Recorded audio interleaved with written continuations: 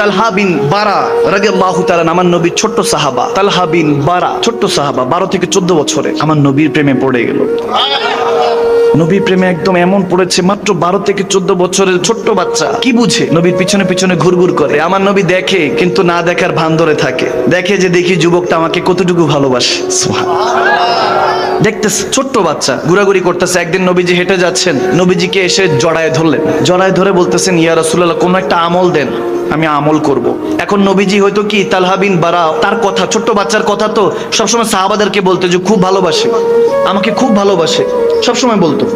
যখন এরকম বলতেছে, এখন অনেক সাহাবা চিন্তা করে কি আর ভালোবাসে, ছোট্ট মানুষ। আমরা যখন ছোট্ট বাচ্চারা থাকে তাদেরকে যদি বলি যাও ওটা নিয়ে আসো, সেটা নিয়ে আসো, নিয়ে আসে দৌড় দিয়ে। যে আমরা বলি যে অমুককে ডাক দাও, ডাক দিয়ে নিয়ে আসে, এর থেকে আর বেশি কি করবে? 10-12 বছর 14 বছরের বাচ্চা কি আর বুঝে? আমার নবী ওই বাচ্চাটা প্রশংসা করতো। সাহাবারা বলতেছি, ইয়া রাসূলুল্লাহ কতটুকু আর ভালোবাসে, যেহেতু নবী প্রশংসা করছে, আমরা সবাই মিলে নবীর প্রশংসা করি। নবী যেহেতু একজনের প্রশংসা করছে, মানুষটা দামি না কম দামি? দামি না কম দামি? দামি। যখন সাহাবারা বলছে ইয়া রাসূলুল্লাহ বেশি ভালোবাসে, বলে হ্যাঁ আমাকে অনেক ভালোবাসে।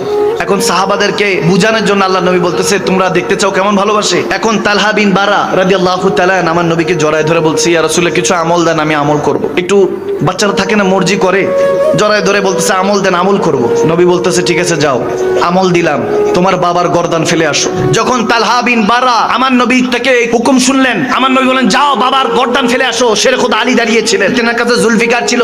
হাদিসে এসেছে যখন আমার নবীর হুকুম শুনলো, তালহা তাড়াতাড়ি দৌড়ায় গেল, বাবার গর্দান ফেলে দিবে, নবীকে ভালোবাসি যে বুঝাতে হবে।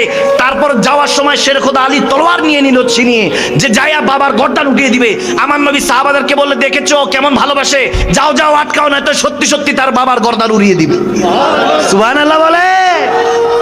আল্লাহু আকবার। যখন নবীর ভালোবাসা এরকম শিখতো, তখন সবাই মিলে তাকে ধরে নিয়ে আসলো, বলে না না কিছু করতে হবে না, নবীজি এমনি মজা করেছে, তোমাকে পরীক্ষা নেওয়ার জন্য, বোঝানোর জন্য।